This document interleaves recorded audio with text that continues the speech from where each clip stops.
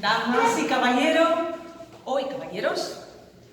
la clase de hoy va dedicada a los macabeos, una historia donde las haya.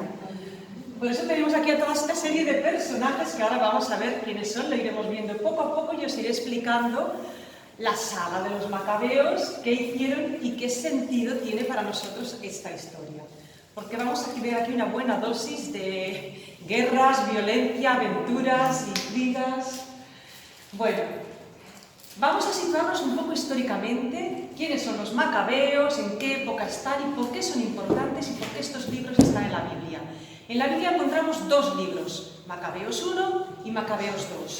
Y los dos cuentan más o menos la misma historia, pero de diferentes maneras. El primero es más histórico y el segundo más religioso, tiene un enfoque más religioso.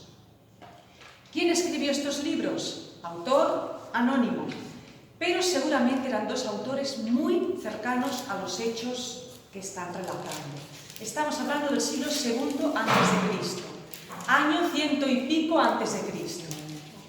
¿Y qué interés tenían estos autores? Evidentemente, ensalzar a los macabeos, proponerles como modelo y, sobre todo, animar a los fieles judíos a perseverar en la fe, porque estaban viviendo una época de dificultades y persecuciones.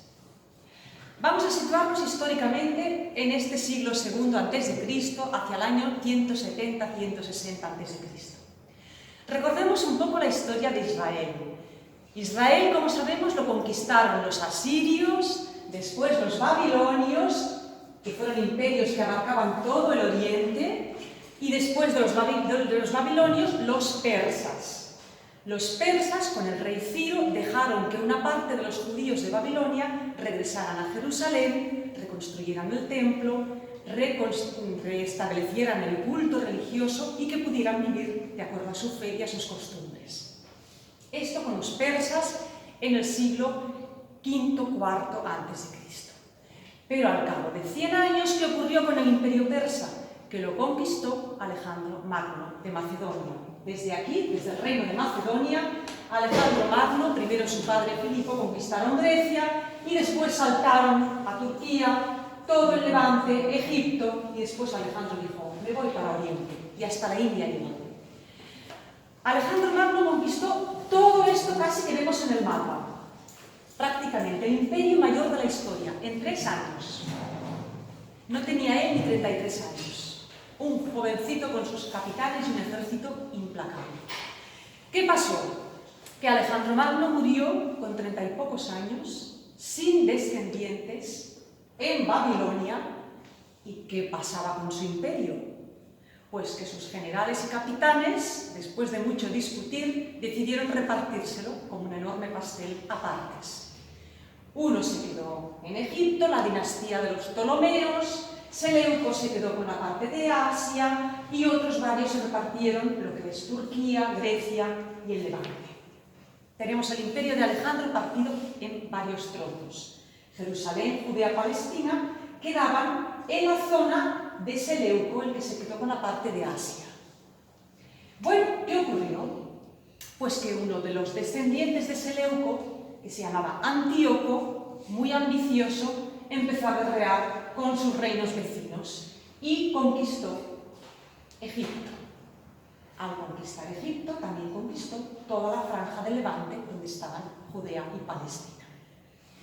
Este Antíoco tuvo un hijo que también se llamaba Antíoco, como él, Antíoco IV, apodado Epífanes. ¿A qué os suena Epífanes?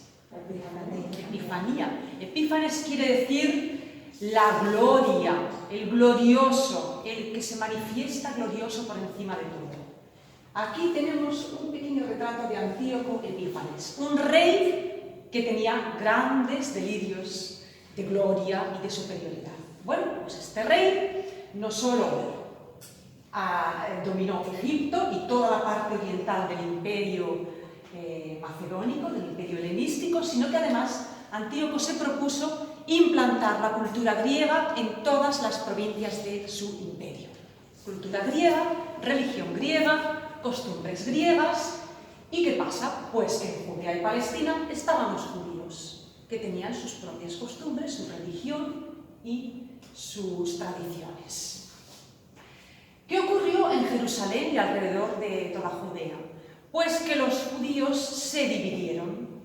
Unos decidieron acatar el régimen helenístico y decir, pues vale, no está tan mal, adoptemos la cultura griega y seamos contemporizadores. Pero otros dijeron, no podemos perder nuestra fe y nuestras tradiciones, no puede ser. Y tenemos a la provincia de Judea-Palestina, a los judíos, divididos entre los pro-helenistas o pro-griegos y los tradicionalistas que decían, no, tenemos que ser fieles a la fe de nuestros padres. Esto provocó revueltas y desorden. Y entonces Antíoco Epífanes armó un ejército y dijo, voy a poner orden aquí. Se presentó en Jerusalén, arrasó la ciudad, mató a todos los que quiso, cometió una gran matanza, construyó una ciudadela militar en la parte alta de la ciudad, donde dejó una guarnición de soldados, se alió con una parte de los sacerdotes del templo para que le obedecieran y impuso la cultura griega. Es decir, todos a adorar a los dioses griegos, todos a dejar las costumbres vuestras, se construyeron gimnasios en la ciudad, muchos jóvenes que adoptaron la cultura griega por vergüenza se hicieron operar para disimular que estaban circuncidados y dejaron de celebrar los sábados, dejaron de sacrificar en el templo. Bueno, Antíoco Epífanes hizo algo terrible en el templo. Lo profanó, entró hasta el Sancta Sanctorum, el santuario donde solo podía entrar el sacerdote, cogió todo lo que quiso, se llevó todos los tesoros del templo, el candelabro, la plata, las joyas, las ofrendas, vamos, que profanado totalmente. Y cuando Antíoco pues, hubo hecho lo que quiso con el templo, lo consagró nada menos que a Zeus Olímpico, el gran dios de los griegos. ¡Qué horror para los judíos devotos! Tenemos el templo de Jerusalén convertido en un templo pagano, donde se hacen sacrificios a Zeus y a los dioses, donde se quema incienso, donde la gente va a los atrios a divertirse y hasta dicen que se practicaba la prostitución. ¡Qué escándalo! Ante todas estas tropelías, pues bueno, muchos por miedo se plegaron, otros dijeron que la cultura griega no estaba tan mal, pero hubo gente que se negó a doblegarse a todas estas exigencias. Y hubo una familia de sacerdotes, la familia Asmonea, capitaneada por su padre, el padre de familia, Matatías, que huyeron de Jerusalén y dijeron, nosotros por aquí no pasamos. La familia Asmonea se refugió en una ciudad llamada Modín, que está más o menos por el centro de Judea. Bueno, pero Antíoco Epífanes dijo a sus capitanes de ejército y a sus administradores, recorred todas las ciudades de Judea y que en todas partes todos acaten la cultura griega. Llegaron a Modín. ¿Y qué hicieron en Modín? Pues llamar a Matatías, cabeza de la gran familia de sacerdotes, Asmonea, llamar a todos los cabezas de familia y a los notables de la ciudad y decirles, vais a venir aquí todos a la plaza a sacrificar y adorar a los dioses griegos, porque si vosotros lo hacéis, toda la población lo va a hacer a ejemplo e imitación vuestra. Bueno, con un ejército delante, armado, pues la gente sumisa agachó la cabeza y hizo cola. Pero Matatías se plantó y dijo, no, me niego. Yo soy fiel a la fe de mis padres. Nadie, aunque todos los pueblos del mundo se arrodillen ante vosotros, nadie me hará arrodillarse ante nadie, ante ningún otro Dios que no sea mi Dios. Yo seré fiel a la fe de mis padres. Mi familia y yo nos negamos. y quien quiera venirse con nosotros, que venga. Matatías y sus hijos huyeron de Modín y se echaron al monte. Y otros muchos fieles devotos que no quisieron adorar y sacrificar a los dioses griegos se fueron con ellos, fugados por los montes. Lógicamente, los soldados del rey Antíoco pues hicieron a la población adorar a los dioses, pero luego dijeron, vamos a por ellos, vamos a por estos fugados, rebeldes, insurrectos, porque son un problema para nosotros. Bueno, Matatías tenía 5 hijos, ¿a cuál más valiente? Y aquí tenemos dibujados a 3, Judas, Jonatán y Simón, y 2 más jovencitos que se llamaban Juan y me parece que el otro se llamaba, no recuerdo el nombre. Bueno, pues los hijos de Matatías y su padre armaron a un grupo de gente y dijeron, vamos a resistir en las montañas. Bueno, pues los soldados griegos fueron a por ellos. Y un día de sábado atacaron no a Matatías y a sus hijos, sino a otro grupito de judíos devotos que estaban en su campamento tranquilitos celebrando el Sabbat. Sabéis que en sábado los judíos no trabajan, no cultivan el campo, no sacan los animales, no pueden caminar más de una distancia.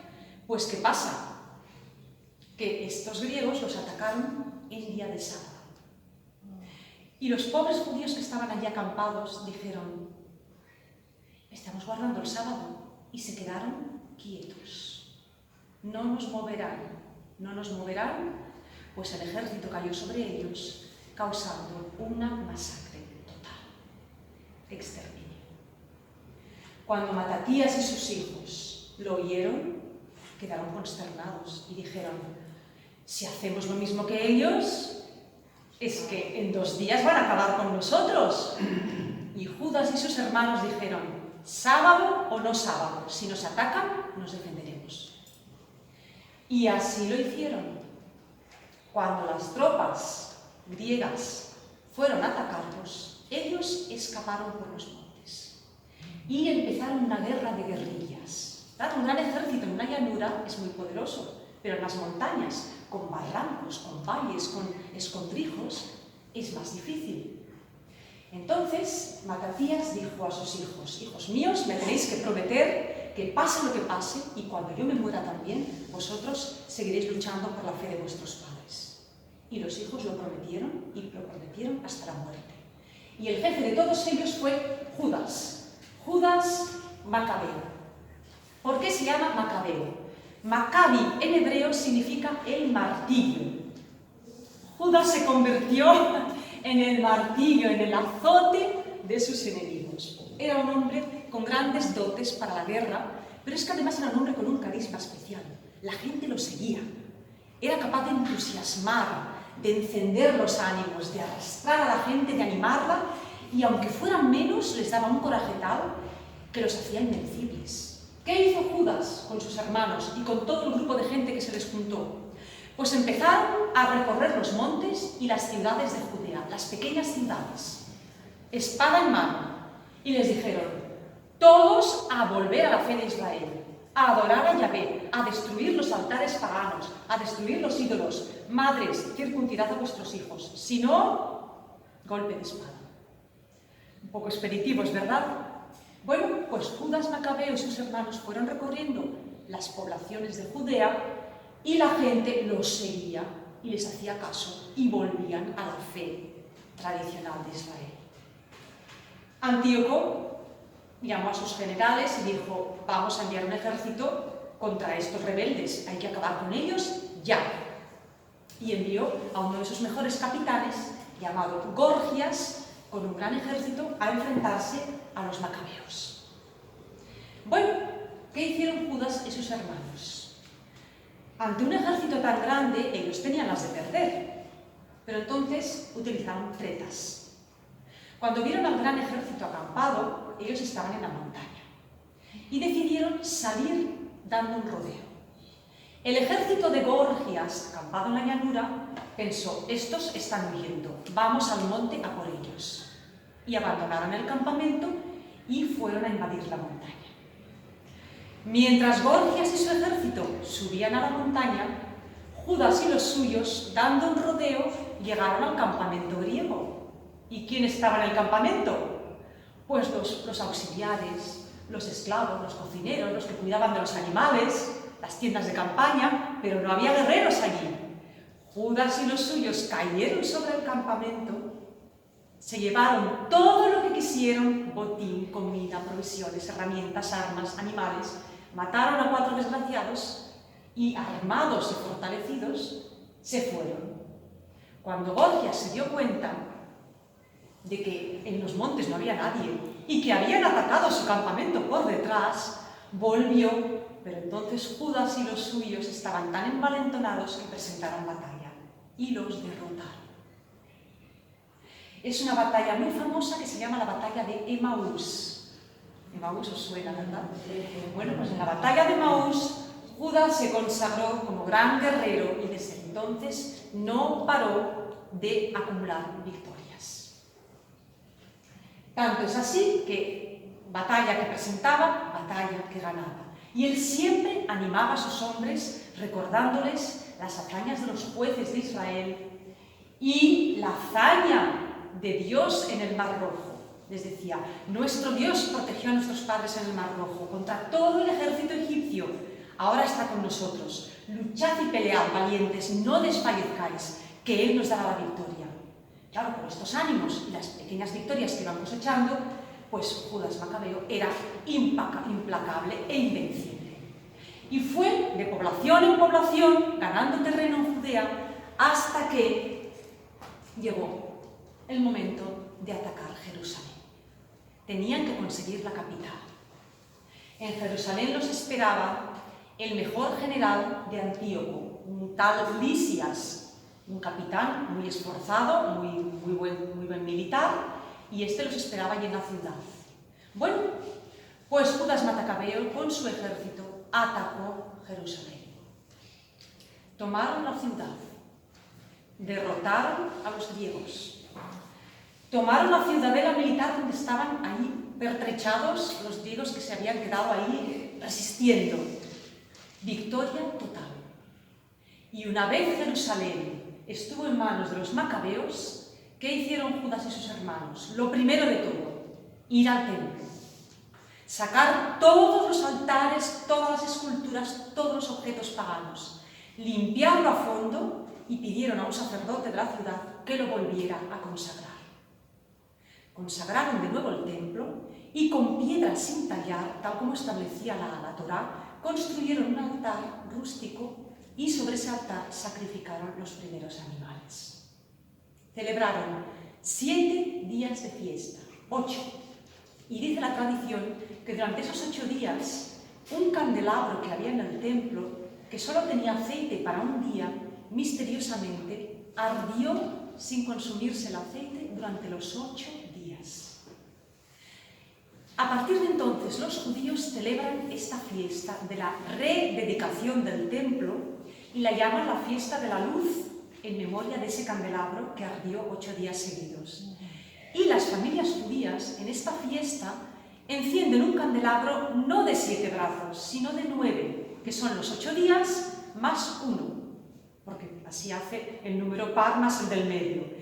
Y ese candelabro, pues es el candelabro de los 9 brazos de la fiesta de las luces, que en hebreo se llama Hanukkah. Es una fiesta que se celebra a final de noviembre y que es muy popular todavía hoy entre los judíos. La fiesta de la Hanukkah, la segunda dedicación del templo. Bueno, tenemos a Judas Macabeo y a sus hermanos instalados en la capital, en Jerusalén, y victoriosos. A partir de ahí empezaron a ganar territorio alrededor de la ciudad. Pero claro, ¿qué creéis? ¿Que el rey Antíoco se iba a quedar así, tranquilo, quieto? Pues no. Envió más ejércitos y no hubo manera. A medida que se les unían hombres, Judas Macabeo y sus hermanos fueron conquistando la parte del norte, Galilea, la parte del Jordán, Galaad, y cada vez iban ganando más territorio y más fuerza. Entre tanto, Antíoco, como era rey de un imperio tan grande, pues tuvo que ir a hacer guerras en otro sitio, en Persia, muy lejos, de aquí a aquí, miles de kilómetros. En Persia, Antíoco, en medio de la campaña bélica, se puso muy enfermo y murió. Y cuenta la Biblia que en su lecho de muerte, Antíoco se lamentaba y decía: ¡ay! Estas desgracias me están ocurriendo por haber profanado y saqueado el templo de Jerusalén. Profané un lugar santo y ahora muero aquí, enfermo, derrotado y lejos de mi patria. Pero Antíoco tenía un hijo que se llamaba como él, Antíoco V. Y este Antíoco V, con sus capitanes, dijo: hay que continuar la guerra, tenemos que recuperar Judea, tenemos que recuperarla como sea. Entonces, mientras tanto, Judas y Macabeo y sus hermanos estaban haciendo muy fuertes en Jerusalén. Y además hicieron un pacto con Roma. Roma en aquellos momentos se estaba extendiendo cada vez más por Italia, acababan de vencer en las guerras de los cartagineses, las guerras púnicas, y se estaban convirtiendo en una potencia mediterránea. Entonces los macabeos pensaron: nos interesa pactar con Roma. Y a Roma también le interesaba tener un aliado en Oriente Próximo. Bueno, el hijo de Antíoco intentó enviar fuerzas contra los macabeos y no había manera. Hasta que un sacerdote de Jerusalén llamado Alcimo, que estaba muy enfadado con los macabeos porque era rival de la familia simonea, de la familia de Matatías, pensó: voy a hacer algo para yo llegar a ser sumo sacerdote y para ganarme la confianza de nuestros reyes griegos.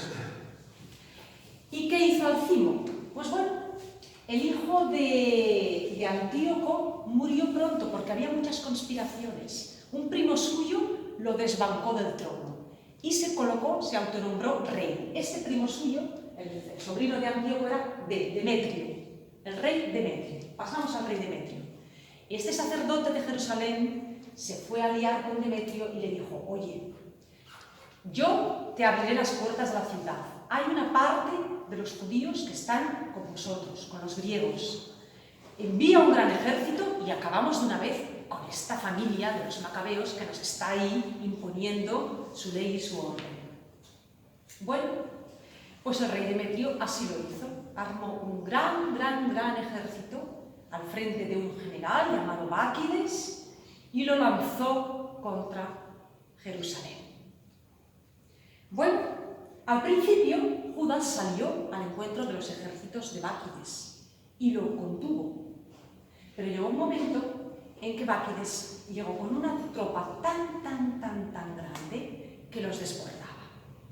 Judas contaba con unos 6.000 hombres y Báquides se presentó con más de 20.000. Era una batalla muy desigual, muy desigual. Cuando se vieron ante aquel enemigo tan poderoso, los judíos flaquearon. Y los compañeros de Judas le dijeron: retirémonos, busquemos refuerzos, ya pelearemos cuando estemos más fuertes. Pero Judas, que no se detenía nunca ante nada y nada lo hacía retroceder, dijo: no, nunca. Si retrocedemos ahora, ¿qué vamos a hacer? La vergüenza.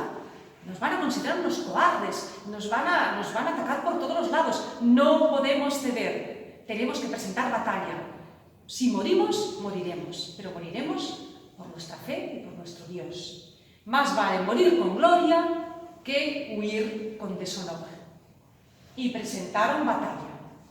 Un ejército muy menguado comparado con el otro gran ejército de Báquides. El ejército de Báquides se dividió en 2 alas. ¿Y qué hizo Judas? Atacó al ala más fuerte, directa, allí donde estaba el general, la caballería y los mejores guerreros. Los atacaron con tal virulencia que los pusieron en fuga. Entonces los fueron a perseguir. Ah, amigos, pero cuando tú estás persiguiendo a un enemigo, tienes una parte muy vulnerable, la retaguardia. La segunda ala del ejército de Báquides se les puso detrás. Y Judas Macabeo quedó como un jamón entre el sándwich, rodeado por ambos lados por la fuerza enemiga. Contraatacaron los dos bandos y aplastaron al ejército macabeo. En esa batalla, Judas cayó muerto. El gran guerrero cae. Todos los judíos, los supervivientes, huyeron de nuevo a los montes como pudieron, y los hermanos de Judas pues también escaparon. Escaparon al desierto, se fueron al desierto junto al mar muerto, un desierto llamado el desierto de Tecoa. Entonces Báquides y el ejército griego invadieron Jerusalén, invadieron Judea y plantaron allí sus pies y afianzaron el poder de Demetrio. Bueno, Matatías ha muerto, su gran hijo guerrero Judas ha muerto, pero aún nos quedan Jonatán, Simón, Juan y los que vendrían. ¿Qué ocurrió en el desierto? Pues los pobres Jonatán, Simón y su panda de supervivientes dijeron, bueno, vamos a ver qué hacemos. En el desierto, claro, ellos llevaban sus armas, sus pertrechos, y les ocurrió algo muy triste, y es que pidieron ayuda a una tribu de árabes y enviaron al hermano menor, al jovencito Juan, con todos los sacos donde guardaban las provisiones, las armas, el equipaje, y dijeron, mira Juan, vete a pedir ayuda a esta tribu, diles que nos guarden todos nuestros enseres, mientras nosotros vamos a buscar refugio al desierto y luego volvemos a buscar. ¿Qué hizo esta tribu de árabes? Espabilados, mataron a Juan y se apoderaron de todo el botín. Cuando Simón y Jonatán lo supieron, se enfurecieron y dijeron, ahora van a saber quiénes somos los macabeos. Se rearmaron y aprovecharon la ocasión. Resulta que entre las tribus árabes se organizó una gran boda de un príncipe de estas tribus del desierto con una princesa cananea. Y en las bodas de antes, pues ya sabéis lo que era, el cortejo del novio, cientos de personas se dirigen a la casa de la novia.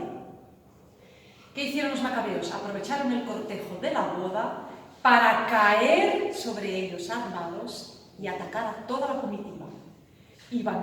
Imaginaos cómo iban a una boda, pues con joyas, vestidos, regalos, la dote de la novia. Se apoderaron de todo esto, mataron a los que quisieron y volvieron al desierto. Esta fue la venganza macabea de Jonatán y Simón. Pero con esta boda sangrienta, tan tremenda, demostraron al mundo quiénes eran los hermanos macabeos. Y era un mensaje que estaban lanzando. Estamos vivos, no nos vamos a rendir.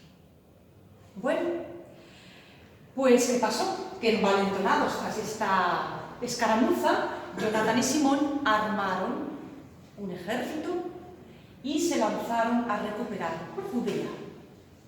Y volvieron a atacar Judea, donde estaban Báquides, los griegos, en Jerusalén y todo. ¿Qué ocurrió? Pues que atacaron tan fuerte que al final consiguieron que los griegos de Báquides se retiraran. Fueron ganando posiciones hasta llegar a Jerusalén. Bueno, tenemos al rey Demetrio, que ¿qué hago ahora yo con este problema? Dejadme que mire la chuleta. Sabemos que tenemos a Demetrio como rey, pero Antíoco no era su padre. Mientras esto ocurría, Antíoco había dejado un hijo. Aquí lo tenemos, Alejandro Balas. Este hijo se había refugiado en otra ciudad, en Ptolemaida, pero cuando fue mayor pensó, yo voy a reclamar el trono. Quiero reclamar el trono de mi padre, porque yo soy el hijo legítimo. Así que tenemos a Demetrio y a Alejandro enfrentados. Dos reyes enfrentados y todo el jaleo de los macabeos en Judea. ¿Qué hicieron estos reyes? Como vieron que Jonatán y Simón iban muy fuertes, enviaron delegados a Jonatán. Demetrio le dijo, oye, yo te nombro jefe de Jerusalén. Y Alejandro le dijo, yo te nombro sumo sacerdote.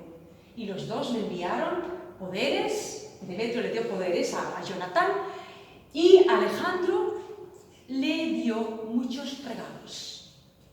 ¿Qué hizo Jonatán? Bienvenido sea el poder, bienvenidos sean los regalos. Se quedó con todos los regalos de Alejandro Balas ¿Y con ellos qué hizo? Reclutar soldados y comprar armas. Y con los poderes que le había dado Demetrio, pues Jonatán fortificó Jerusalén y volvió a implantar su orden en la ciudad. Simón, su hermano, de sumo sacerdote. Bueno, pues ahí tenemos a Jonatán, el nuevo líder de los macabeos, en esta doble alianza entre Demetrio y Alejandro Balas. Pero claro, mucho tiempo no puedes estar. O estás del lado de uno o estás del lado de otro, porque aquí tenemos uno que se ha nombrado rey y otro que también quiere ser rey. ¿Por quién iba a optar Jonatán? ¿Por quién creéis que optó? Pues al final decidió apoyar a Alejandro Balas. Este Alejandro Balas iba un poco embalado y tenía ínfulas de grandeza, como su padre y su abuelo, y decidió que si quería conquistar todo el reino tenía que hacerse fuerte. Así que decidió ir a Egipto, el rico Egipto. En Egipto engatusó al rey Ptolomeo y se casó con una hija suya, una princesa egipcia, pensando, cuando muera Ptolomeo, yo seré rey de Egipto, seré rey de todo el Levante y me faltará un paso más con la ayuda de los macabeos y de todos los egipcios para apoderarme del resto de Asia. Eso pensaba Alejandro Balas. Y de momento parece que Jonatán pues estaba a su lado. Y Demetrio pues armando tropas pensando, esto hay que pararlo. ¿Qué pasó? Alejandro Balas y Demetrio se enfrentaron inevitablemente. Demetrio pierde la guerra y muere, desaparece del mapa. Con lo cual, Jonatán y sus hermanos se reafirman sabiendo que su aliado Alejandro Balas va a vencer, va a ganar. Ah, pero es que Alejandro Balas las cosas tampoco le fueron tan bien. En Egipto tuvo problemas. Su suegro, el rey de Egipto, no se dejó avasallar por él. Acabó enfrentándose con él y en una guerra, pues, perdió y fue asesinado.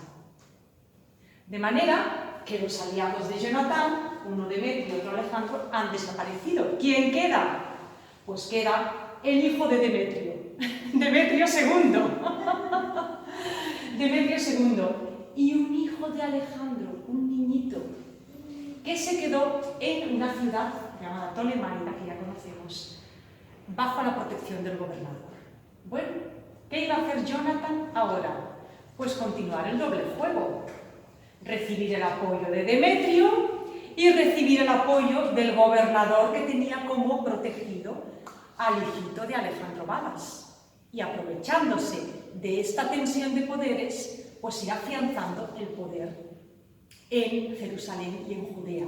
Mientras tanto, Simón pues fue conquistando territorios, al norte y al sur. Venga, a ganar territorio. El sueño macabeo era recuperar el antiguo reino de Israel, el reino de Salomón, desde los fenicios hasta el mar, hasta el Golfo Pérsico, hasta el mar. ¿Qué pasó? Este doble juego le iba a salir muy caro a Jonatán. Quien nada y guarda la toalla, al final se hunde. ¿Qué le ocurrió? Pues que el gobernador de Ptolemaida, que protegía al hijito de Alejandro Balas, era un tal Trifón. Aquí tenemos al otro personaje. Trifón era un hombre muy ambicioso e intrigante. Trifón llamó a Jonatán y le dijo, oye, tengo al hijo de Alejandro. Ven a Ptolemaida, que te entrego la ciudad. Ganas territorio, ganas poder y podemos ver a ver qué hacemos para favorecer tus intereses y los míos. Jonatán fue. Antes de llegar a la ciudad, Trifón le dijo, no me vengas con ese ejército tan grande, que me vas a asustar a la población. Entra con unos pocos hombres y allí dentro te entrego la ciudad. Jonatán cayó de 4 patas en la trampa. Dejó a su ejército acampado en las afueras, entró con unos pocos hombres en Ptolemaida y apenas entraron en la ciudad, Trifón dio órdenes a su tropa particular, cayeron sobre Jonatán lo atraparon preso, lo metieron en un calabozo y a sus hombres los mataron a todos. La caída de Jonatán. Oh, esto es así. Trifón tiene a Jonatán preso.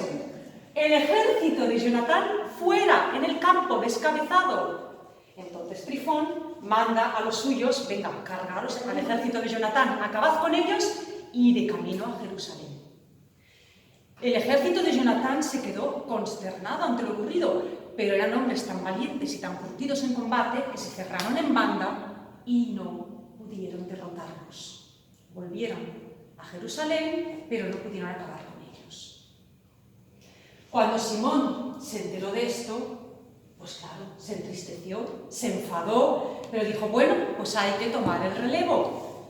Yo no soy ni más ni menos que mis hermanos, pero tengo que seguir la lucha, la guerra santa que nos encargó mi padre. Así que Simón tomó las riendas, se hizo cargo de Jerusalén, se hizo cargo del ejército y a resistir, a ver cuál es el siguiente paso a dar. Bueno, mientras tanto, el rey Demetrio II, el hijo de este Demetrio que estaba allá en Antioquía, pues estaba mirando a ver de poner orden en Judea. Y Simón decidió que se aliaría con él, que lo apoyaría, le interesaba apoyar. Bueno, Simón se hace cargo de Jerusalén, toma las riendas y entonces Trifón envía una delegación a Simón y le dice, oye, ¿quieres recuperar a tu hermano? En el templo tenéis muchos tesoros. Tráeme 400 talentos de plata y tráeme a los 2 hijitos de Jonatán como rehenes, y te devuelvo a tu hermano. ¿Qué creéis que hizo Simón? No. Simón sospechó. Dijo, yo de este hombre no me fío, pero claro, mi hermano está ahí preso, lo puede matar. Yo tengo que hacer algo por mi hermano. Simón preparó la plata, cogió a los 2 niños y se los entregó a Trifón. ¿Qué hizo Trifón? Se quedó con todo y no entregó a Jonatán.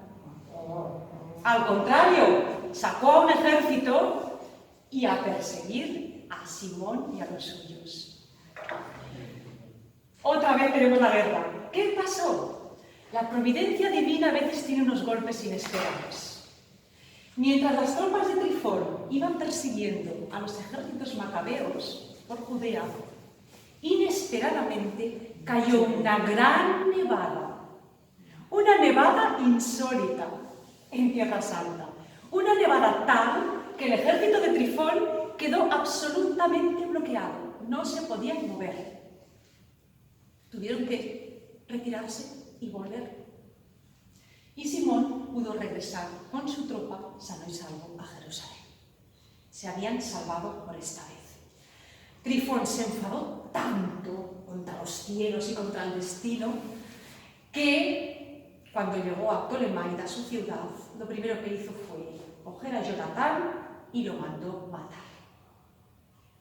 La venganza. Al menos tuvo el gesto de entregar su cadáver. Simón recogió el cadáver de su hermano Jonatán y lo fue a enterrar a Modín, la ciudad donde había ido su padre a refugiarse.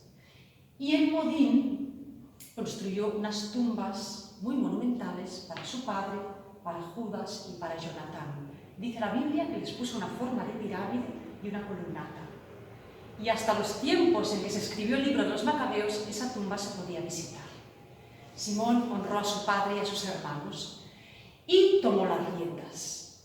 Bueno, como tenemos a Trifón ahí derrotado, a Demetrio II, que ya no tiene rivales de momento, porque había muerto Alejandro Balas y instalado allá en su ciudad, en Antioquía, pues hubo un tiempo de relativa paz.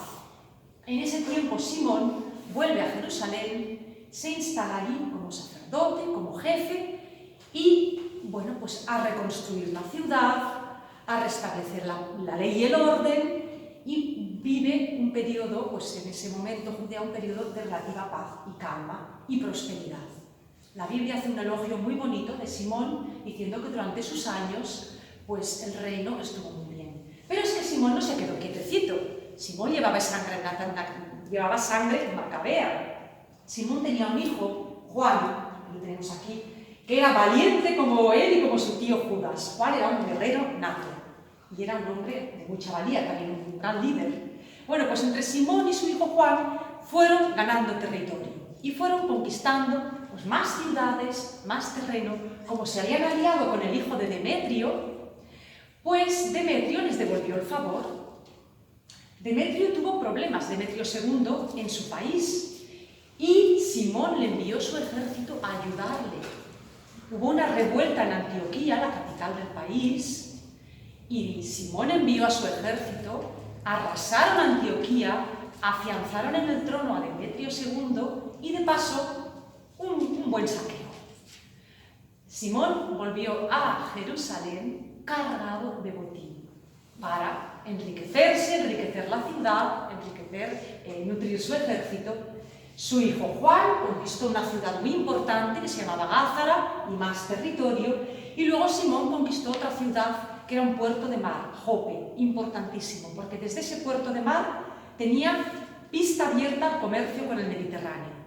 Simón también renovó el pacto que ya había hecho Judas con Roma y además con Esparta, que era la principal ciudad de Grecia.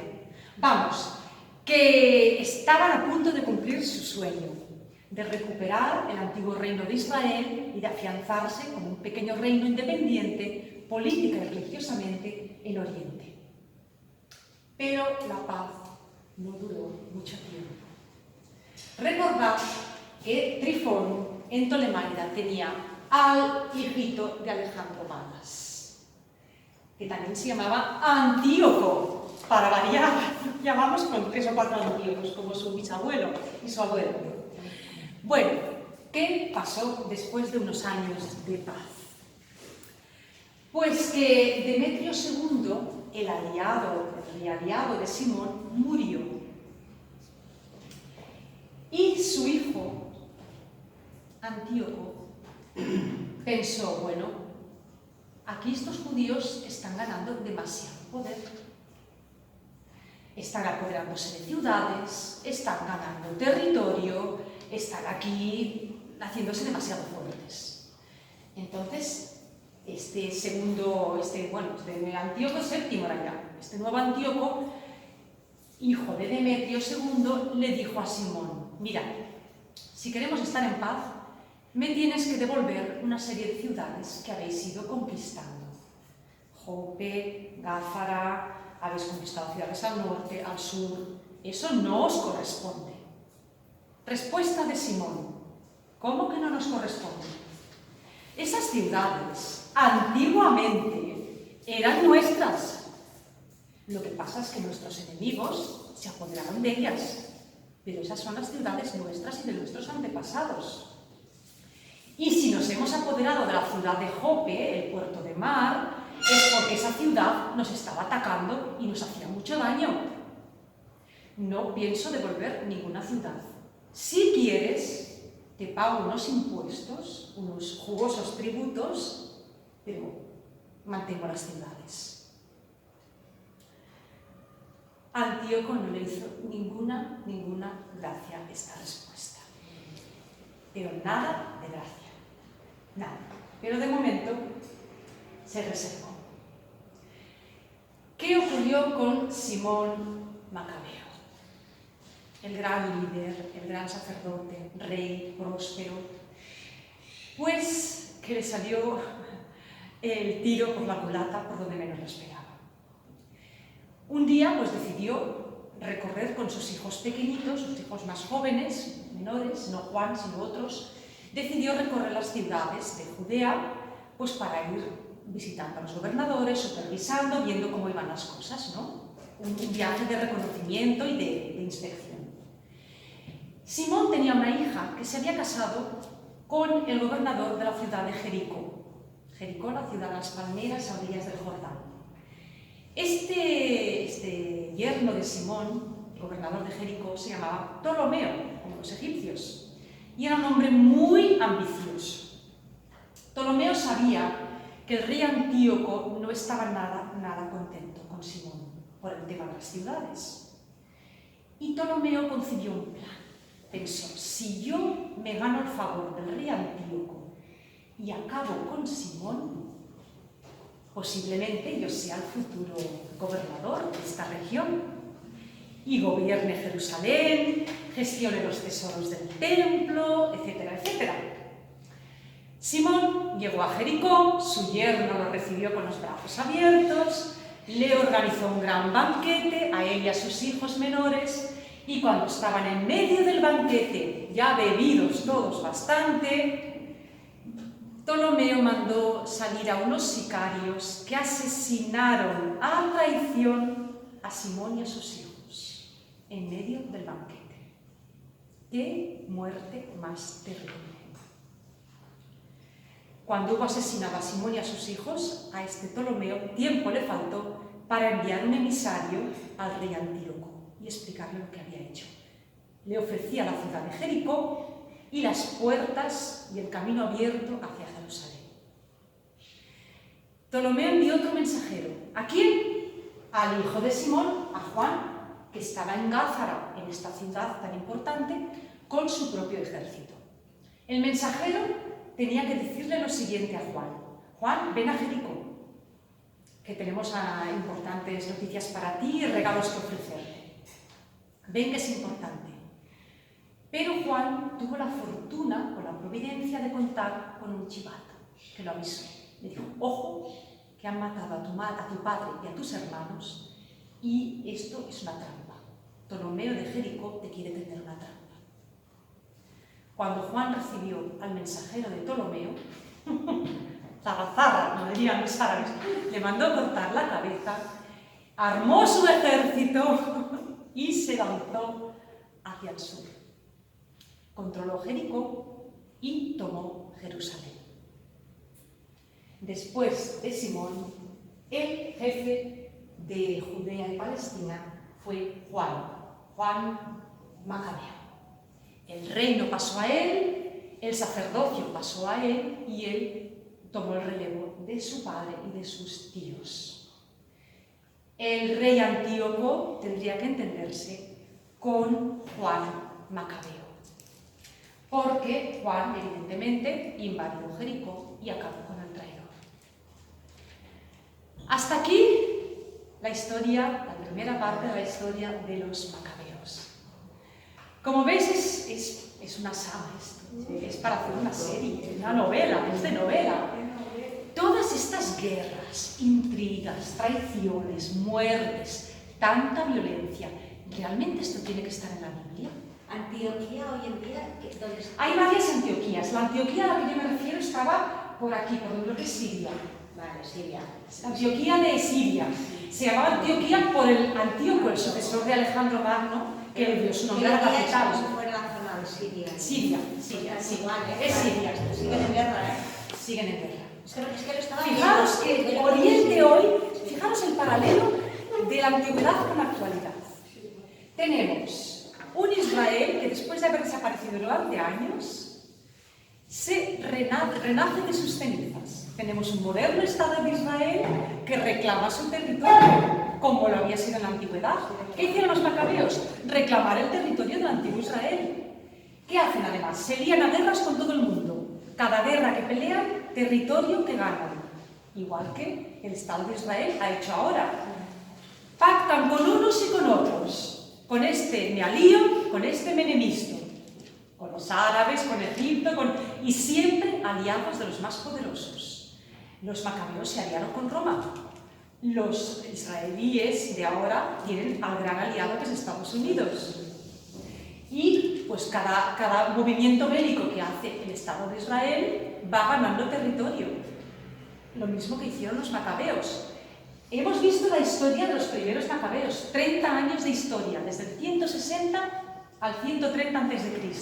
Pero es que los macabeos gobernaron, su dinastía gobernó hasta el año 60, 100 años de dinastía macabea o asmonea, que es el nombre de la familia de Matatías. La dinastía asmonea reinó 100 años y durante esos 100 años consiguieron lo impensable, que en medio de los grandes imperios, un pequeño pueblecito, chiquito pero matón, consiguiera la independencia política y religiosa e instaurar ese reino. Entonces, ¿por qué este libro está en la Biblia? En la Biblia hebrea no está. Los judíos no lo consideran un libro inspirado, lo consideran importante, les gusta ese libro porque es parte de su historia, pero no lo consideran en el canon de la Biblia. En las Biblias protestantes tampoco está. Demasiada violencia, demasiada guerra. ¿Por qué en la Biblia cristiana y en la católica está? Pues mirad, por dos cosas muy importantes. La primera, porque en la clase pasada ya os expliqué que en el libro de los Macabeos se habla de la creencia en la resurrección de los muertos. Los Macabeos eran gente violenta, guerrera, intrigante, apañada, espabilada, como queráis, pero eran gente de fe, con una fe y un valor a toda prueba. Y en segundo lugar, porque cuando la Biblia empezó a popularizarse, a leerse y a explicarse, en tiempos de los primeros cristianos, cuando el Imperio Romano empezó a perseguir a los cristianos, ¿qué ocurrió con las comunidades cristianas? Pues que se sintieron muy identificados con los judíos perseguidos por los griegos. Entonces se dieron cuenta de que esa historia de valor y de coraje también servía para animar a los primeros cristianos y podían tomar ejemplo de ellos. No en la parte bélica, porque los cristianos nunca tomaron las armas, nunca crearon un Estado, nunca pelearon en plan de guerra con nadie, pero sí que tuvieron que ser muy resistentes para aguantar la persecución y el martirio, como lo hicieron en época de los Macabeos. Las guerras de los Macabeos, ¿en qué se parecen y en qué se diferencian a las guerras de los judíos de hoy? Pues en una cosa muy básica y muy elemental. En las guerras de los Macabeos el componente religioso era básico. Se trataba de defender la fe de los padres. El moderno Estado de Israel, la religión, no cuenta para nada. Los macabeos y los judíos defendían tres grandes valores puntales del pueblo judío, las tres grandes T's: la Torá, el templo y la tierra. La Torá, el templo y la tierra, ¿vale? Hoy, ¿qué defienden los modernos israelíes? La Torá ya no cuenta, el templo ya no existe, queda la tierra. La lucha de hoy es meramente política y económica. Antiguamente era religiosa. Y nosotros hoy pensamos que es bueno que se separe la política y la religión, es cierto. Pero también es verdad una cosa. Los macabeos eran gente religiosa que impusieron la religión, en muchos casos a la fuerza, y eso no debe hacerse. Pero cuando un político, unos políticos o unos gobernantes pierden todo referente religioso, como pasa hoy, es tremendo, porque la vida humana ya no tiene ningún valor. Las guerras se convierten en genocidios. El ser humano es una pieza. ¿Me sirve? Bien. ¿No me sirve? Fuera. Los grandes genocidios de la humanidad los han cometido gobernantes y líderes ateos, que no creen en el alma, que no creen en Dios, que no creen en nada. Las guerras religiosas han sido muy sangrientas, pero nada comparadas con los genocidios del siglo XX, genocidios ateos. ¿Qué podemos aprender nosotros de aquí? Sobre todo el coraje, la confianza en Dios, la fe en la resurrección y algo que me gustaría que reflexionáramos un poquito. Imaginaros que hoy nos sucede, parece difícil, pero imaginaros que hoy sucediera lo que les ocurrió a los judíos en tiempos de los macabeos. Imaginaros que por una de estas, nos llega un gobierno autoritario que decide prohibir la religión cristiana. Cerrar todas las iglesias. Prohibir procesiones, misas, cultos, toda la fe en público. Prohibir cualquier tipo de reunión de cristianos. Prohibir libros, ideas, canales de televisión cristianos. Pero ya no solo eso, sino que además ese gobierno a los cristianos nos obligara a acatar sus propios valores. Una religión laica estatal que tiene sus ideas, sus valores, sus propias fiestas, y que algunas de estas ideas y valores para nosotros como cristianos fueran profundamente inmorales y nos obligan. ¿Qué haríamos? Difícil, ¿eh? ¿Viviríamos nuestra fe a escondidas, de forma clandestina, en las catacumbas, como los cristianos tuvieron que hacer? ¿Fingiríamos acatar esas ideas, esas fiestas, esas costumbres laicas, inmorales, pero por otra parte seguiríamos creyendo en Dios? ¿Nos resistiríamos? No. ¿Y si nos amenazaran? ¿Qué haríamos? No es fácil. La respuesta no es nada fácil. Yo dejo ahí la pregunta. Pero que sepáis que en el mundo hay cristianos que se encuentran en esa situación. En China, en Siria, en Egipto, en muchos países del África. Y tienen que decidir, o seguimos yendo a misa, o seguimos rezando y siendo cristianos, o nos doblegamos. O bien dejamos que venga un grupo de fanáticos con rifles y se nos carguen a todos. ¿Qué hacer? Espero y deseo y rezo que no tengamos que vivir estas situaciones, pero se están dando en otros lugares del mundo. Y a lo mejor, en pequeña medida, nos toca vivir conflictos similares. Macabeos nos hace pensar en todo esto. Ellos no dudaron. Lo tenían muy claro. Ahí es donde los cristianos de hoy tenemos que plantearnos qué valor tiene para nosotros la fe y qué estamos dispuestos a hacer para defenderla, aunque sea sin armas, de manera pacífica, de manera como Jesús nos enseñó. Mirad, podemos pensar, como Judas y sus hermanos, si somos tan pacíficos y nos atacan con violencia, vamos a desaparecer. Los primeros cristianos podían pensarlo. Pero ¿sabéis qué ocurrió con los primeros cristianos? Que los llevaron a los circos y a los anfiteatros a morir ante leones y toros y gladiadores. Y uno podía pensar, pues esto está hecho, diseñado para que los cristianos desaparezcan del mapa. Esto va a desanimar tanto a la gente que nadie se atreverá a ser cristiano. ¿Qué ocurrió con los mártires cristianos? El santoral lo dice, semillero de vocaciones. Los cristianos se multiplicaron. Los mártires, los martirios no acabaron con los cristianos, los multiplicaron. ¿Por qué? Porque dieron un testimonio tan tremendo, tan firme, tan impresionante, que la gente los veía morir y decía, por algo muy grande está muriendo esta gente, que debe valer la pena. Tenemos que... Cristo resucitado. La fe. Que esté siempre muy cerca de nosotros, arraiguemos firmemente en Él. Y yo os diría, esto es una llamada a hacer piña como comunidad. Mirad, la historia de los macabeos nos enseña otra cosa. Eran un pueblo pequeño, una minoría contra los mejores ejércitos del mundo. Una colla de replegats, 4 gatos contra un imperio.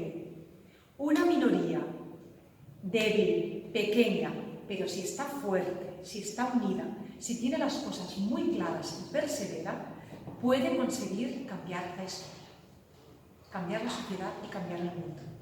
Los cristianos hace 2000 años lo consiguieron. Nosotros no somos ni más ni menos que ellos. Y tenemos la misma fuerza que ellos, el mismo Espíritu Santo, el mismo Jesús. Lo tenemos todo. Así que hagamos piña, hagamos comunidad. En la comunidad está la fuerza. Tenemos un regalazo, que es la parroquia, la comunidad.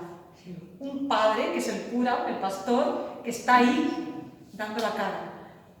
Hagamos piña.